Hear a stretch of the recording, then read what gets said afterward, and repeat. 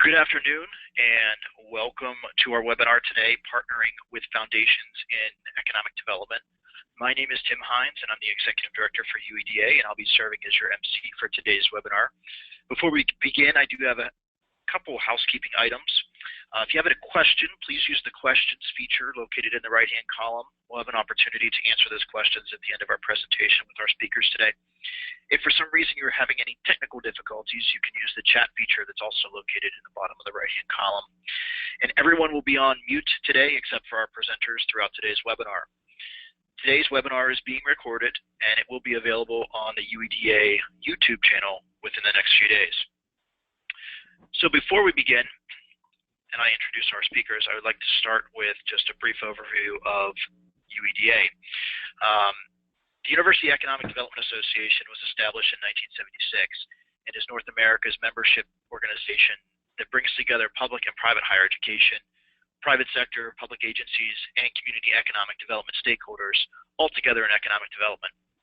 UEDA's members work traditionally to expand economic opportunity and prosperity within our communities and regions by leveraging education and talent development, research and technology development, as well as community building and placemaking strategies. Our members include institutions of higher education, economic developers, and the for-profit sector, and of course those are all folks who are working to improve the competitiveness of their regions.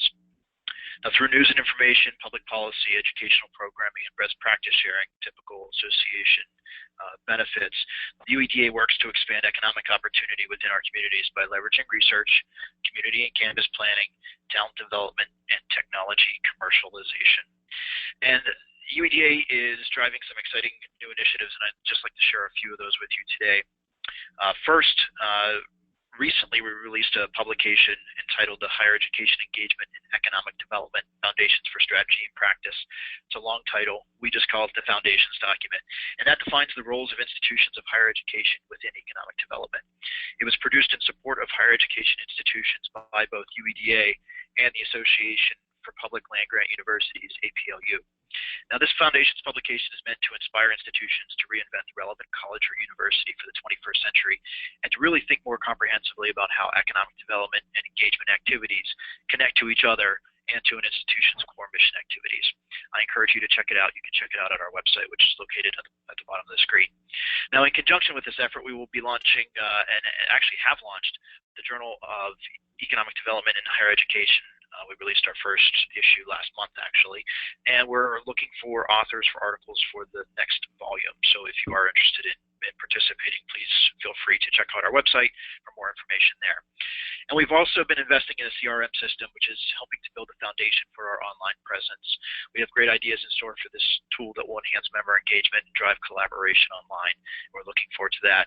And lastly, we have a major effort underway to grow and diversify our membership base to further our mission, advancing knowledge and practice in economic development by all institutions of higher education. So for more information about UEDA, our website is at the bottom of the screen, www.universityeda.org. And with that, I'd like to begin introducing our speakers today. First, we have Kathy Galswick. Kathy has served as the president of the Little Falls-based Initiative Foundation from its inception in 1986 through last year. The Initiative Foundation is a regional foundation that addresses its community and economic development mission for its 14-county central Minnesota service area through business lending and investments, grant-making, leadership development, and philanthropic services. Prior to her time at the Initiative Foundation, she was the executive director at Region 5 Development Commission based in Staples, Minnesota, and a partner in the family farm operation. She holds a degree in management from the College of St. Scholastica in Duluth, serves on various community development boards, and is a volunteer doula birth coach. Kathy and her husband Neil reside in the Brainerd Lakes area, are active with several mission organizations, and are the proud grandparents of 7 little ones. And we also have Don Hickman with us today. Don is the Vice President for Community and Workforce Development for the Initiative Foundation in Little Falls. He administers approximately $2 million in grants annually and supervises the Foundation's programs to support community development, early childhood literacy and school readiness, new Americans and emerging entrepreneurs, and water quality protection or enhancement. Now, prior to joining the Initiative Foundation, Hickman spent 10 years as an environmental consultant in Minnesota and Utah. Dawn has also served as a scientist and lobbyist with the Massachusetts Audubon Society, as a community organizer with the New England Rural Community Assistance Program, as a biologist with the National Park Service in Colorado, and as the Water Quality Laboratory Director for Gunnison County, Colorado. He received his undergraduate degree in biology from the University of Minnesota in 1982 and his master's degree in water chemistry from Western Colorado State in 1986. He was working on his PhD in aquatic ecology at Utah State University until he met his wife, who made him a better offer. So with that, I'm going to turn it over to Kathy and Dawn. Hello, everyone, and greetings from sunny Minnesota. It's sunny for a little while. We have another blizzard coming our way tomorrow, so I'm sure you're listening from various climates around the country. Don and I are really appreciative of the opportunity to share our story. We also want to welcome Matt Verelik is with us as well. Matt is the new president of the Initiative Foundation here in Little Falls, Minnesota. So greetings to Matt, and he may offer a word or a comment or a question a little bit later in the presentation. Our goal today is to chat with you about this topic of partnering with foundations in economic development, and the next slide shows you kind of our desired outcomes for the session. We're going to tell you about the Minnesota Initiative Foundation model, something that I'm guessing perhaps not very many of you are familiar with. It is pretty unique to our state. We're going to reflect on economic development from a philanthropic perspective, chat about roles, and then leave you with top 10 tips that Don and I have developed to think about how to build partnerships for more effective economic and community development. And then there will be time at the end for questions and conversation. Also want to acknowledge that we have Ashish Vaida, the president of St. Cloud State University in Minnesota, on the webinar with us. Ashish happens to be a trustee for the Initiative Foundation and was the one that introduced us to Tim and suggested that we put this webinar on together. So I'm going to turn it over to Don because we'd like to get a little information about our participants here today. Very good. Tim, if you'd go to the next screen, we have a couple poll questions just to give us a sense of who's on the line. And first, we would like to learn about your existing relationships with local community foundation or foundations. So please select one of the three categories just to give us a sense of how familiar you are with these kinds of relationships.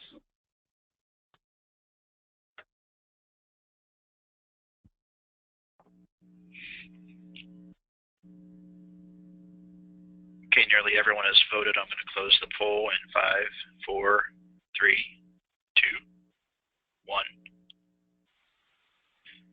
And here's your results. Okay, excellent. Thank you very much. And go ahead to the next question, Tim.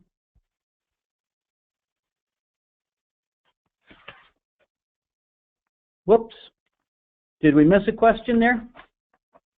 No. There we go. That's it. We're also interested in, and my guess is you're going to have more of you that have this routine relationship, but do you have an existing relationship with your local economic development corporation or organization?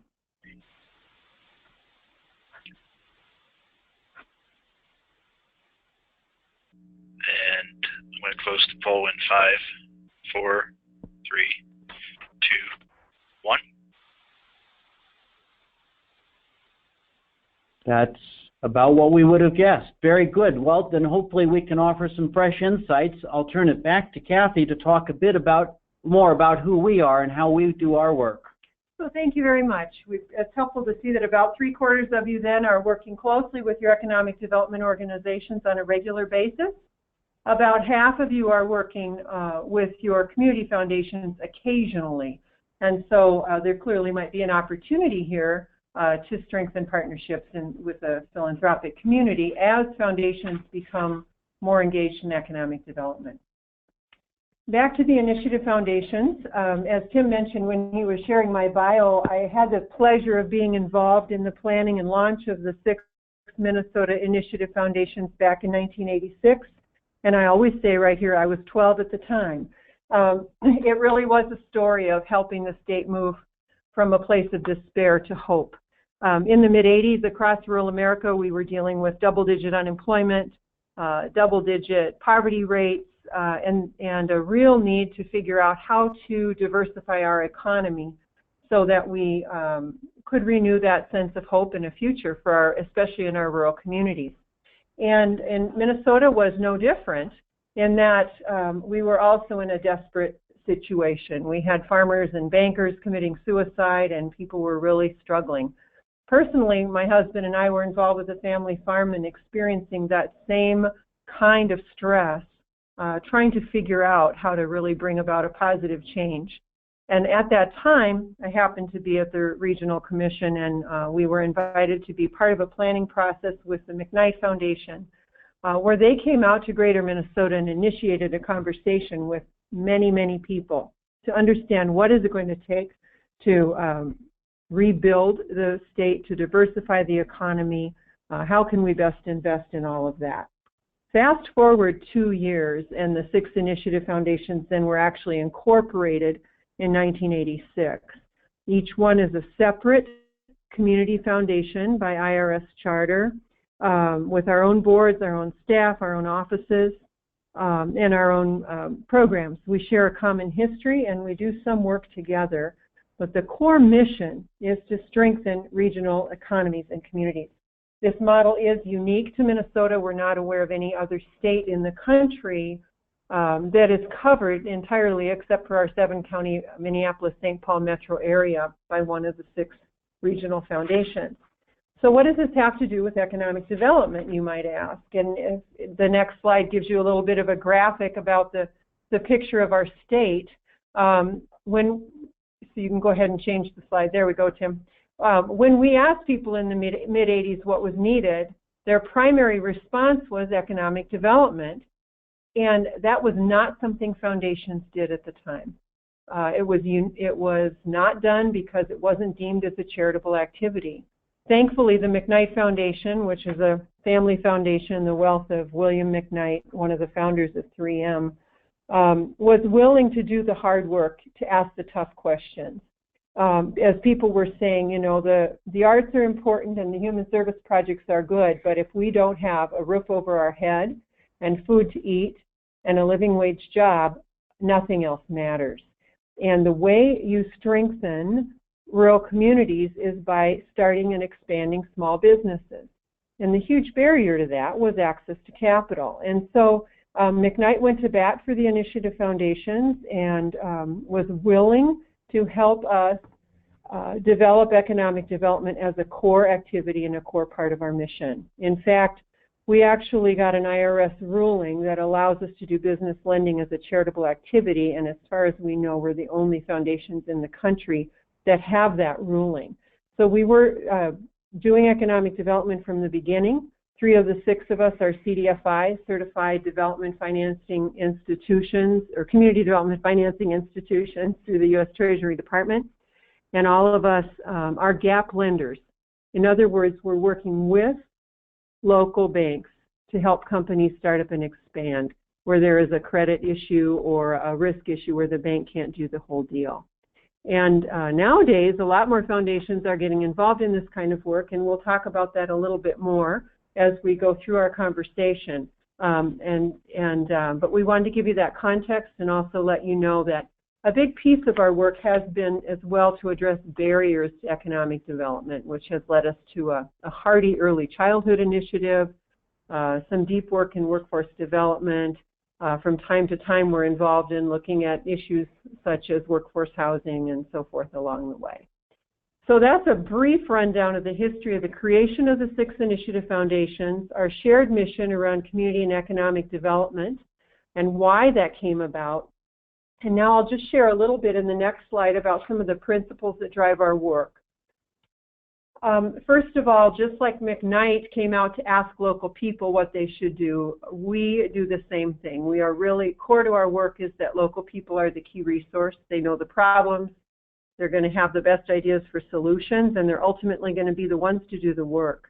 So we're going to be a lot better served by coming alongside local people to help them identify and carry out action plans that improve their community.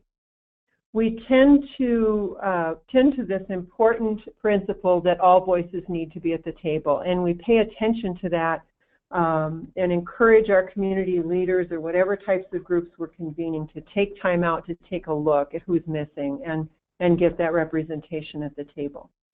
When we think about building communities, we approach that in trying to balance the economy, the social capital, needs of kids and families, and being good stewards of the environment. We believe that that sustainable development approach is really key to building strong communities for the future. And finally, we're really mindful of the opportunities there are to leverage financial capital and social capital.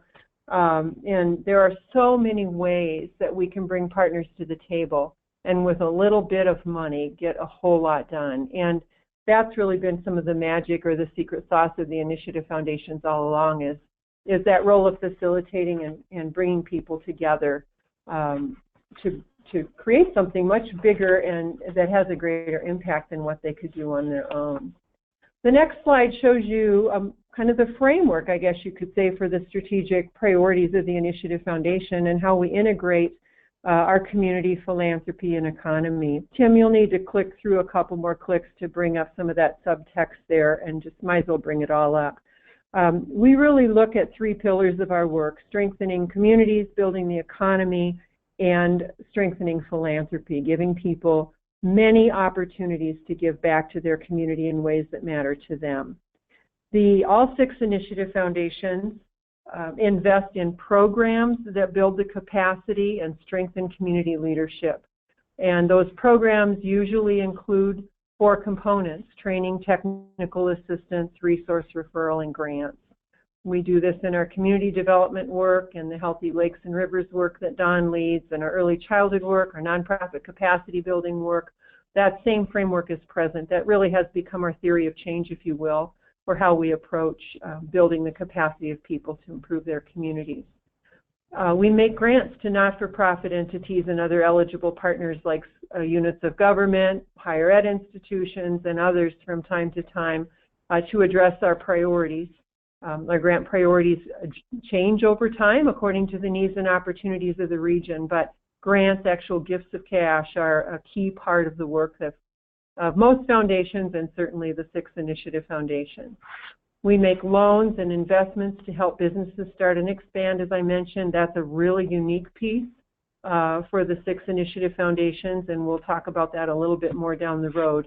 And then because we are structured as a community foundation, we are able to provide a full range of donor services, much like your community foundations in your community might do, whether that is managing planned gifts, housing funds on behalf of families or individuals, or schools for scholarships, really leveraging the different aspects of our organization to help people give back in the ways that make sense to them. So again, I've given you a little bit of the history of how we were created and our principles and our model, and I will leave you then with, in the next slide, some statistics that give you the overview of the impact that the 6 Initiative Foundations have had in our 30 years of existence, coming up on 31 now, but these are the 30-year numbers. You can see the $252 million that's been invested in businesses, primarily through loans, but some through equity investments and other unique tools, securing 48,000 jobs and leveraging a nice amount of private leverage. In total, we've made about 4,600 loans across our state. You can see the total grant dollars there at $200 million. Actually, it's well over that at this point now, and that represents about 34,000 grants to various entities across greater Minnesota. We've had thousands and thousands. I wish we had a way to give you a good solid number of the number of individuals who've engaged in programs and training and community work, almost all of it volunteer, to envision a better future and make it happen. We're going to jump then into some economic development project examples just to give you a feel for what this looks like on the ground, and I'll turn it over to Don for that. Thank you, Kathy. Kathy mentioned that for over 12 years we've had a statewide commitment. All 6 initiative foundations have had a very strong statewide commitment to investment in early childhood literacy and school readiness. About 3 years ago, we were approached by another funder who also wanted to expand our focus to include access to dental care for children living in poverty, for those who did not have proximity to a provider, or for those for whom language or culture was a barrier. One of our early discoveries was that there are very, very few providers in the region that weren't of the dominant culture, which is to say white dentists and white female hygienists. And if you are one of our new Americans that are rapidly moving to the region, that alone could be a barrier. So the same funder offered us additional funding to work with our 2 community colleges that have a dental hygiene program. And collectively, the 3 of us then have been recruiting, retaining, graduating, and will eventually place 20 students of color, Somalis, Latinos, and Mille Lacs Band of Ojibwe tribal members, both to create living wage jobs in underserved communities, as well as to establish role models to some of the young families who previously have not seen themselves in this sector. It's even as we have students out starting to do their practicums, it's been an extraordinary example to see how we're attracting new patients, many of whom had never had dental care before. I mentioned that this is a partnership with St. Cloud Technical and Community College in St. Cloud, Minnesota, and also Central Lakes College in Brainerd. We believe we'll have 20 students in the marketplace by fall of 2018. We have a similar relationship with our premier research institution, St. Cloud State University, and as you might imagine, the scope of their interest is even greater. We were, I believe, literally the first money in when they decided to spin off an independent school of public affairs, when they decided to explore getting into cybersecurity as a credentialed national program. We were also some of the very first money to help them start that program up. We will also often partner on more strategic initiatives. There's a great workforce shortage in healthcare careers in our region. And last summer, they have long hosted a Scrubs camp to help high school students explore healthcare careers, but we were able to provide scholarships to make sure that minority and low-income students were able to participate in this week-long and fairly in-depth exploration of the career opportunities available in their own career, their own community. Next slide, please. Another partnership that we have had with St. Cloud State and with a private firm is the firm of microbiologics. Microbiologics produces microorganisms for the use in clinical, pharmaceutical, cosmetic, dietary supplement, food, water, environmental, and educational industries for a wide variety of uses. The best example for those of you who are as geeky as I am is you want to make sure that you can accurately detect the presence of an organism when it's there and won't get a false positive when it's not. So they give you samples of the organisms that you can validate your laboratory practices. There's a huge worldwide market for this, everything from private sector to the military. They have had a very close partnership with St. Cloud State's Integrated Science and Engineering Laboratory Facility, or ISELF, which in some places we might even call this a maker space, where you have interdisciplinary researchers all getting together. One of the fascinating challenges that I got a little obsessed with was how you could airdrop in some of these highly temperature or even motion-sensitive organisms into remote locations in Afghanistan, for example. Takes a lot of brain power to solve that problem, but an enormous market once you do.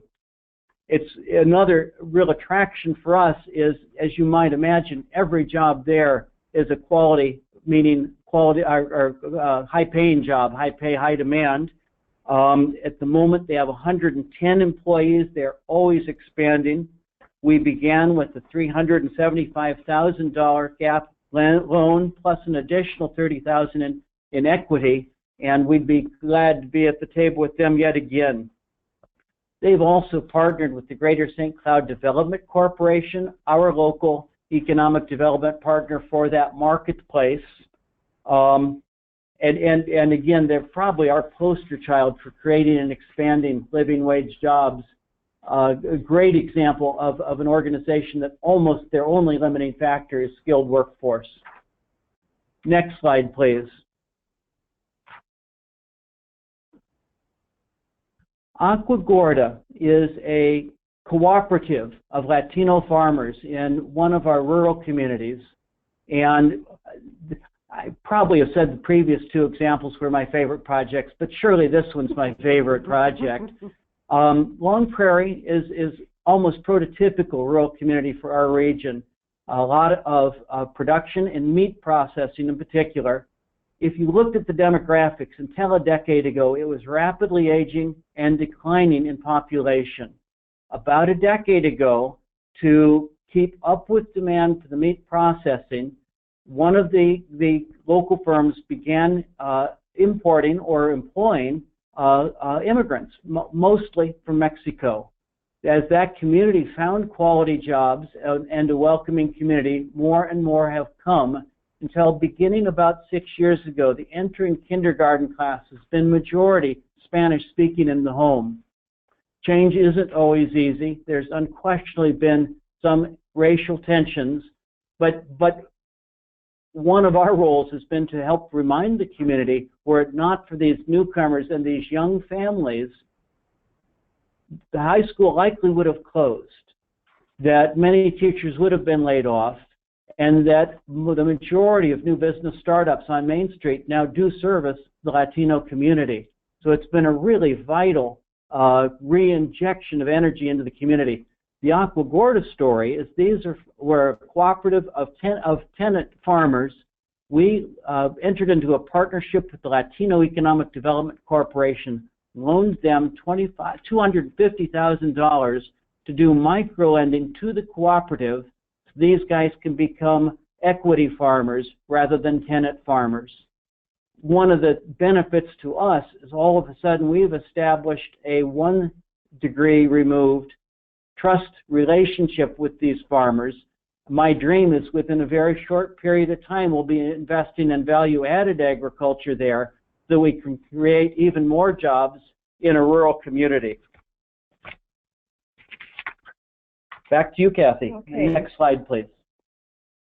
So obviously you joined this webinar because you have some level of interest in the topic of working with foundations. And so our goal here is to not only share with you the example of what's going on in Minnesota, but also to give you some context for how you might move forward in deepening those partnerships in the area that you serve. And I'm sure you're sitting here thinking about, well, who are the foundations and who should I be reaching out to? Likely you have, if you're in a regional center of any type, you have some type of a community foundation, which is a collection of funds from many donors, governed by a local board. It's considered a 501c3, gifts are tax deductible, and the level of engagement or involvement in economic development by that community foundation could vary to it being a high priority or something they haven't gotten to at this point in time.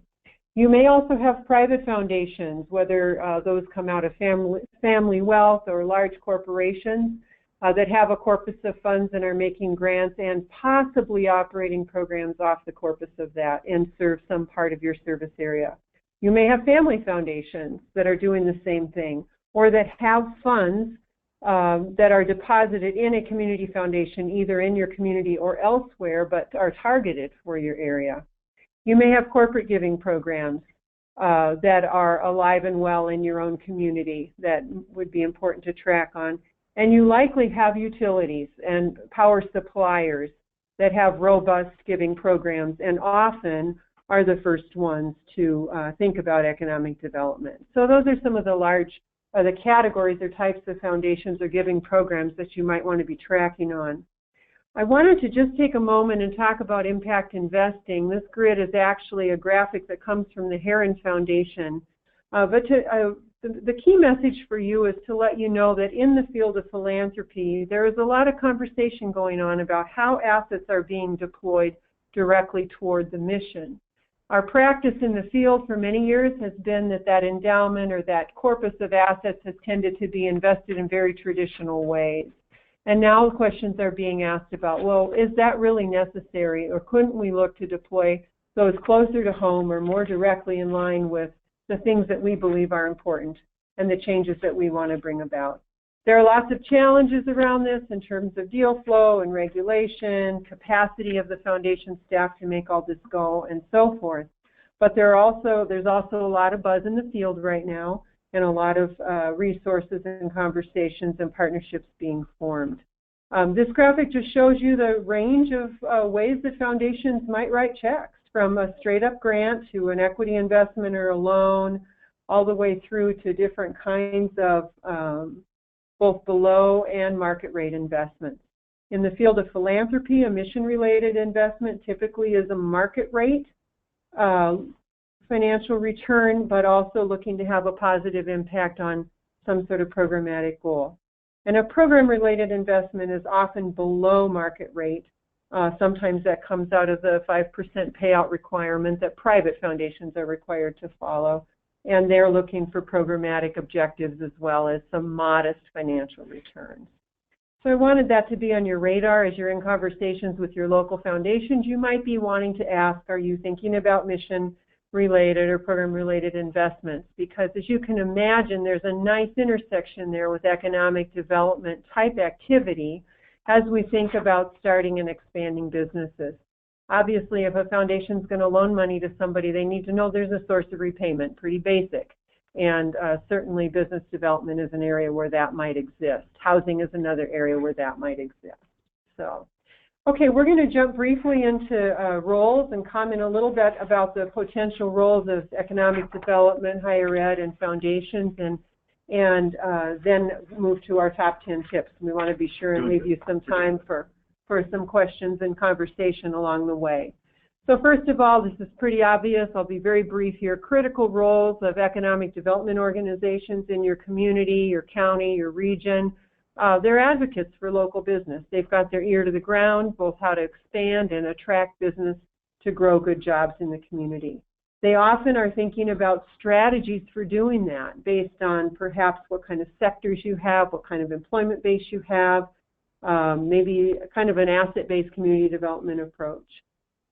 Usually they're pretty focused on connecting to resources and partners. They know the lay of the land, where a business can go to get business planning assistance. I would imagine that some of you on the phone actually house small business development centers, for example, on your campuses and such, and those are important partners for helping businesses or potential businesses. They're often the ones that are packaging the project. So a business needs this much money. What can the bank do? What are the alternative or gap lenders might we be able to bring in? How can we access various state and federal programs? They know the nuts and bolts of that kind of work, or have someone that can help with that kind of thing. You don't need to know all that to work with them, because that's often their job and their focus. And they're usually trying to get out in front of emerging issues and opportunities.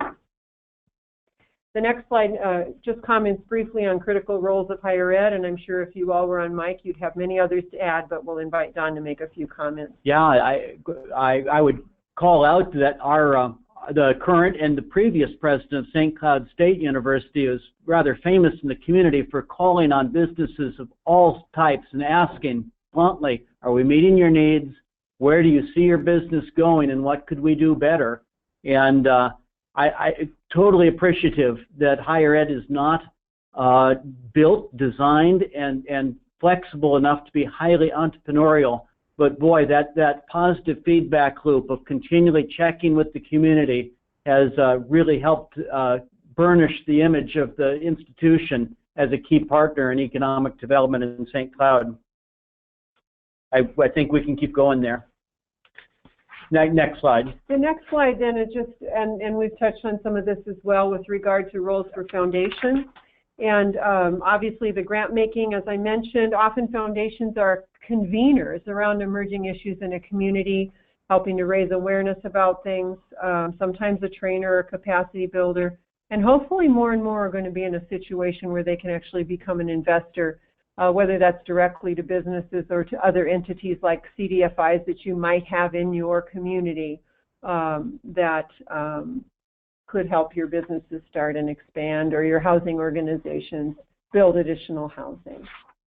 So now, drum roll, we're going to move to our top 10 tips. Some of these are very obvious, probably most of them are, but we want to just kind of summarize our comments by offering these suggestions. First is obviously knowing your area partners, whether they're the economic development entities, local, county, regional, and also the foundations and utilities that are serving in your area that are thinking about economic development. I want to just riff off Kathy's first point, number one there, that this is a two-way conversation. I've been here long enough to see near 20% unemployment and now a projected skilled worker shortage of 100,000 workers throughout the state.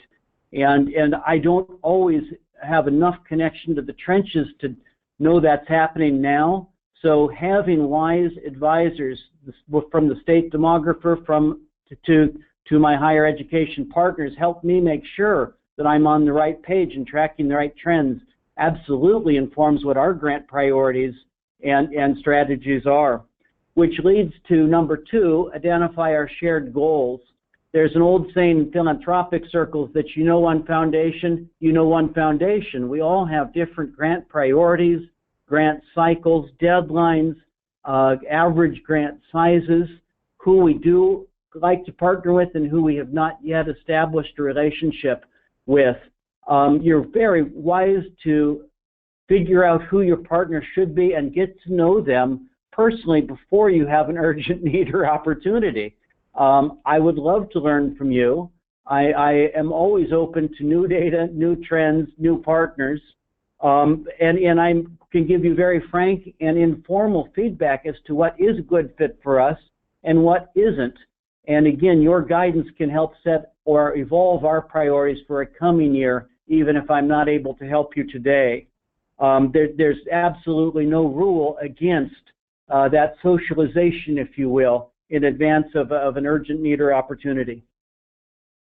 We've had the opportunity across our 14-county region. We have 160 communities, about a half a dozen regional centers, to be a part of a lot of different dialogues and groups and convenings. And those really are aimed at building relationships so that these key partners are on the speed dial when there is something that comes up. There's a plant closure in town, obviously the economic development person thinking about what to do to help save those jobs, the higher ed institutions thinking about what do we need to do to retrain those workers so they can get placed in jobs. You know, everybody comes together, but if you have the relationships with your foundation folks that are either in or serve your area before that crisis hits, you're going to be able to move to action much more quickly.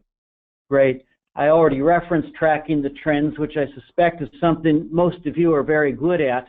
And again, our region in particular was very hard hit by the housing bubble and the Great Recession. And at that time, access to capital and support for job creation were the driving interests of many CDFIs throughout the country, but particularly for us. At this point, we're at the very opposite end of the scale. Nearly every major employer in the region is hungry for skilled workforce. And again, to quote my friend, the state demographer, she predicts that the majority of that 100,000 worker shortfall will be filled by immigrants and refugees moving to Minnesota.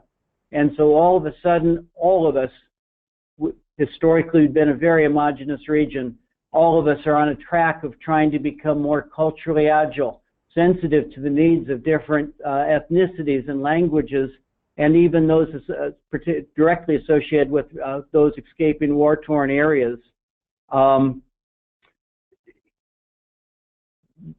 Philanthropy is like any other sector. We do follow certain trends, and the recognition of racial inequities, achievement or opportunity gaps is a really hot one in our sector right now. And I know higher ed's trying to to address those two. But I would almost wager that if you frame a challenge or an opportunity in those terms, most community or regional foundations would be very open to that conversation right now. So the sequence here, obviously knowing who the players are, learning what their goals are, building relationships, tracking the trends, and then we're in a place where we can find the connecting points between our foundation priorities, the things that are keeping our economic development organizations awake at night, and then of course the strategies that higher ed are thinking about and hoping to advance, and then bringing those players together to talk about how we can add value and do more by working together as the opportunity. Number 7 is invite. Oh, we're on the next slide, Tim. I'm sorry. Number 7 is invite foundation input. Nobody likes to get invited to a party after all the decisions have been made. In a perfect world, you've got the key partners at that table, Kathy's point of number 6, but include your foundation folks too. There may be frames or other partners that we can bring to the table that help advance your project. I often tell my grantees that our grants are usually fairly modest in size, but we know a lot of other funders too. And so the more I understand what you're trying to accomplish, the odds of me being able to add value and bring additional funding, whether it's my own or others, to your project increase. I think the next couple of points just kind of go together. It's, treat others how we would want to be treated in terms of understanding there are processes to follow. Folks don't want to be surprised. But if you have a real opportunity or a real hot project and you've got relationship with your foundation officer, do not hesitate to reach out and even have an informal conversation or inquiry first. If you go online, you'll see that the foundations often have pretty prescribed application processes that don't give you a lot of wiggle room. But if you know people and you've been working with them and you see them at the coffee shop or at the Y, they're going to answer the phone when you call and say, hey, is this worth me throwing in? Or we're really trying to solve this problem. Have you got any ideas? Or if this isn't a fit for you, do you know who we might call? That kind of thing. So it really, and the bottom line is it's really about relationships. Number 9 is no surprises, and in my introduction by Tim, he referenced my background as a scientist. I view any grant relationship as an experiment, and if it didn't work out the way you thought it would, we were consenting partners on this, I'd far rather you call me up and say, let's adjust the timeline or the budget or even the outcomes. We're smarter than we were. To me, that's the sign of an open mind and a learning institution. We tend to be quite open to those kinds of adjustments. What we don't like to discover is at the end of the grant you spent significant resources on something we'd never discussed, or that you went in a radical new direction. What would be even tougher is if there's personnel change at the foundation and you don't have that relationship. That can be a real relationship breaker. So stay in touch, especially if adjustments need to be made. It's probably a welcome change rather than an unpleasant one. Okay, I think we'll just jump to the next slide. I'll make a recap comment, and then we want to show you a couple of resources, and I'll invite Matt Verlick to make a closing comment for us before we move to questions. We've shared with you the Initiative Foundation model in Minnesota. We've given you some perspective about economic development that foundations are thinking about, especially now, even though it's been in our world for 30 years, it has become more front burner and recognized as a charitable activity more recently by a broader range of foundations, if you will. We've talked about possible roles and shared our top 10 tips, and hopefully some of that's helpful to you as you think about your community and your region and where you're trying to do your work and advance your strategies. And then the next slide are a couple of resources that I just wanted to call out to you. One, if you want a little bit more information about the Initiative Foundations, and there's a typo on there. It actually is greaterminnesota.net. Sorry about that. And that gives you links to all, that's totally my fault. That gives you links to all 6 of the Initiative Foundations and that work. If you're trying to find out who the community foundations are around you, the National Council on Foundations has a locator on their website. And the third bullet is a really important one as well, and this would be how you would find those community development financing institutions that are in or serve your service area and would be really important partners for you to know as you look at economic or even community development projects along the way. So I'm going to invite Matt Verelich, the new president of the Initiative Foundation, to just offer a greeting and make a comment here before we open for questions and conversation. Great. Thanks very much, Kathy. Wanted to say thanks again to Tim and his organization for hosting, and to President Vidia from St. Cloud State for making the connection. And also congrats to Don and Kathy for putting together what I think is a really great resource. I know that I learned a lot, and that's partly because I'm a relatively recent arrival here at the Foundation. I joined on January 3rd. Prior to that, I worked in this domain, but I worked for the Small Business Administration, most recently as the Chief Operating Officer there, and also as an Economic Development Advisor for a couple of U.S. Senators. And so in that role, worked a fair bit with our university partners and economic development organizations. And I would say if I were answering the poll at the beginning, my guess would be that there wasn't necessarily as much interaction with the philanthropic world as there could be. And so I think this subject matter is really one with a lot of potential for additional collaboration, and hopefully what was presented will get us in that direction. The one observation I would make as a guy who's only been in this new role now for about 6 weeks is to highlight what Don said, this anecdote about you've seen one foundation, you've seen one foundation. There really is such a diversity of objectives and structures and so forth that as much as this is high potential, it's also somewhat labor intensive to get to establish those relationships, understand what are the touch points. But hopefully you can see that if you get that right, if you do invest the time, you potentially can accomplish a great deal. So thanks again, and with that I'll conclude and leave it for questions. Yeah, Tim, we'll turn it over to you to facilitate the Q&A.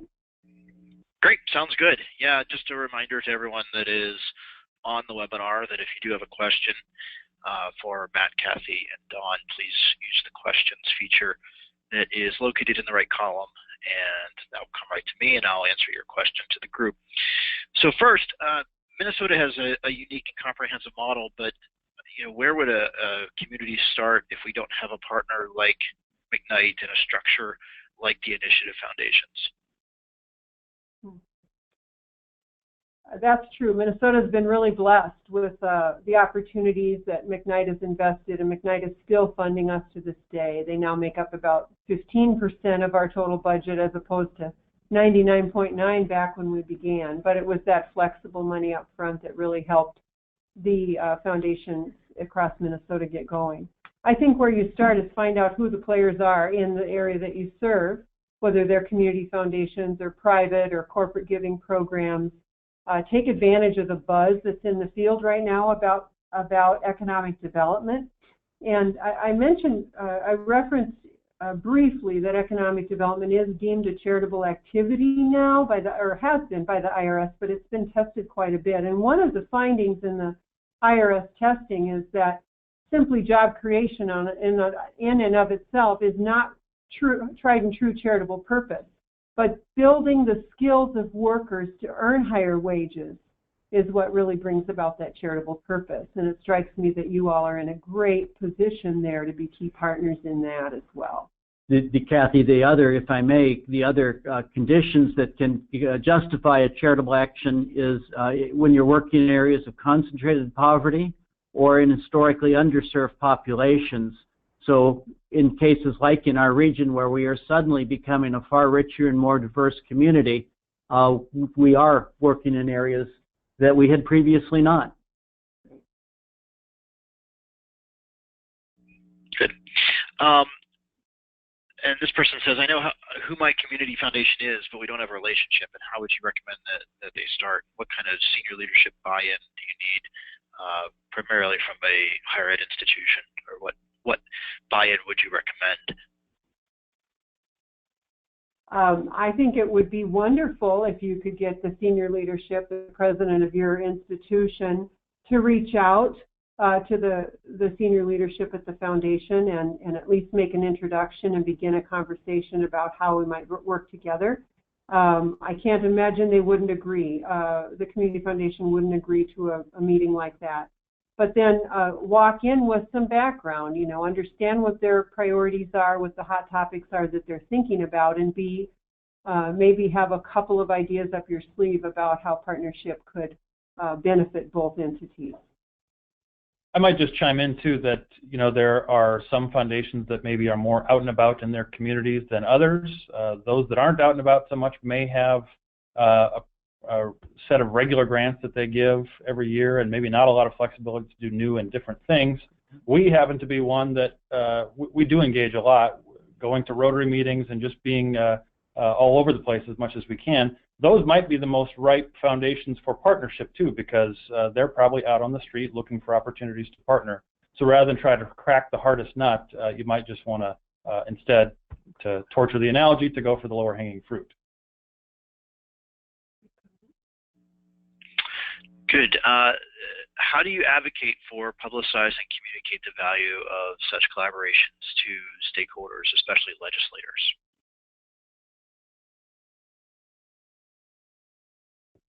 Could you repeat the question? Sure. How do you advocate for, publicize, and communicate the value of such collaborations to your stakeholders, especially legislators? Well, you know, maybe this is just really obvious. I think it comes back to how lives are being changed, how circumstances are being improved, how resources are being leveraged by people working together. You know, I would add to that another of the trends in the philanthropic community over the last perhaps 5 years is increasing sophistication in evaluating the tangible, measurable outcomes of philanthropic investments. So we, like everyone else in the field, is trying to do a better and better job of documenting, were the people we served truly in poverty? Were their skills increased? Did the project result in increased wages? Just as 3 examples. And boy, when you can literally calculate a return on investment, or a human return on investment, from that kind of grant making or partnership, you know, you gotta be pretty close-minded to not see that that's in the public interest. The initiative foundations have long been pretty skilled at playing this game. We have received grants from the legislature to recapitalize our revolving loan fund.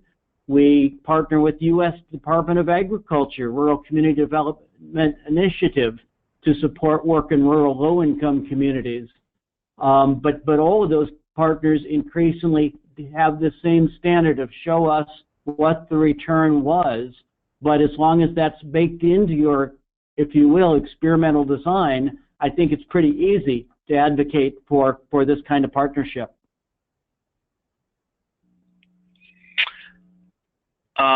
David asks that he's got a challenge in San Diego to make job creation a fresh topic for their major philanthropies. Is there a lot of initiatives for disadvantaged segments? Or there are a lot of initiatives for disadvantaged segments, but nothing for growing the living wage job segment. Do you have any thoughts on that? He's correct that probably the hottest single trend nationwide would be the disadvantaged, the underserved, the underbanked, the minority community, women and veterans. But I would argue that low income is also an underserved population, and you just have to have done the homework to make that case. Again, going back to Kathy's earlier review of the IRS standard of when economic development is a charitable activity, if we're helping people create ladders out of poverty, gain those skills, or aspire legitimately to living wage jobs, that would be an excellent fit for our investments. And this is Matt, and I might chime in that this may be an area where foundations other than community foundations might have more of an interest, say, in just pure innovation in the entrepreneurial space beyond looking at low income and poverty. I mean, you look at the Chan Zuckerberg Initiative, or the Omidyar Network, or the Sean Parker, I think it's a foundation, but you know, some folks that maybe have background in the tech world and now have decided to do philanthropic work, but maybe through innovative mixes of pure grants as well as investments, et cetera, that could be a ripe place to look. Sounds good. And folks are asking for copies of the slides. Are you okay with me sending that out to our participants today? Please do. Add that missing letter in Minnesota on the next to last resource slide, and then we'd be thrilled if you would share them. Sounds great. I'll do that later today. I will also send a recap and link to the video of the presentation itself, the recording, and also we'll have a brief survey. It's a 3-question survey. We'd appreciate you taking the time to fill that out so that we can advance our mission at UEDA to ensure that we're providing content that's relevant to your needs as an audience. So please look for that survey to come in your inboxes along with this other information later today. So in the meantime, Matt, Kathy, Dawn, thanks. Best of luck with the impending snow that I think is coming your way, and we will connect again soon. Thanks for being with us today. Thank you. Thank you.